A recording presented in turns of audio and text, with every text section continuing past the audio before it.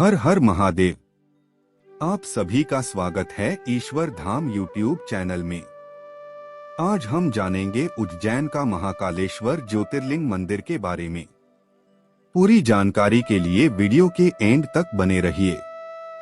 महाकालेश्वर मंदिर भारत के 12 ज्योतिर्लिंगों में से एक है। यह मध्य प्रदेश राज्य के उज्जैन नगर में स्थित है। महाकालेश्वर भगवान शिव जी का प्रमुख मंदिर है। पुराणों, महाभारत और कालिदास जैसे महाकवियों की रचनाओं में इस मंदिर का मनोहर वर्णन मिलता है। स्वयंभू, भव्य और दक्षिणमुखी होने के कारण महाकालेश्वर महादेव की अत्यंत पुण्यदायी महत्ता है। इसके दर्शन मात्र से ही मोक्ष की प्राप्ति हो जाती है, ऐसी मान्यता है। महाकवि कालिदास ने मेघदूत में उज्जैनी की चर्चा करते हुए इस मंदिर की प्रशंसा की है। 1235 ईस्वी में इल्तुतमिश के द्वारा इस प्राचीन मंदिर का विध्वंस किए जाने के बाद से यहाँ जो भी शासक रहे, उन्होंने इस मंदिर के जीर्णोद्धार और सौंदर्यीकरण की ओर विशेष ध्यान दिया।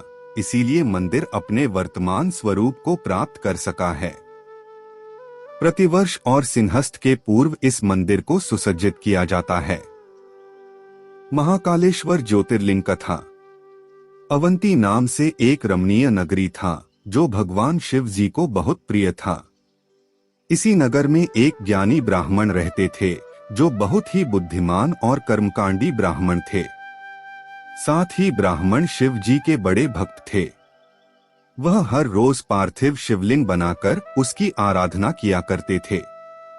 ब्राह्मण का नाम वेद प्रिय था, जो हमेशा वेद के ज्ञान अर्जित करने में लगे रहते थे। ब्राह्मण को उसके कर्मों का पूरा फल प्राप्त हुआ था। रत्नमाल पर्वत पर दूषण नामक का राक्षस रहता था। इस राक्षस को ब्रह्मा जी से एक वरदान मिला था। इसी वरदान के मद में वह धार्मिक व्यक्तियों पर आक्रमण करने लगा था। उसने उज्जैन के ब्राह्मणों पर आक्रमण करने का विचार बना लिया। इसी वजह से उसने अवंती नगर के ब्राह्मणों को अपनी हरकतों से परेशान करना शुरू कर दिया। उसने ब्राह्मणों को कर्मकांड करने से मना करने लगा। धर्म कर्म का कार्य रोकने के लिए कहा, लेकिन ब्राह्मणों ने उसकी इस बात को नहीं ध्यान दिया। हालांकि राक्षसों द्वारा उन्हें आए दिन परेशान किया जाने लगा। इससे उबकर ब्राह्मणों ने शिव शंकर जी से अपने रक्षा के लिए प्रार्थना करना शुरू कर दिया।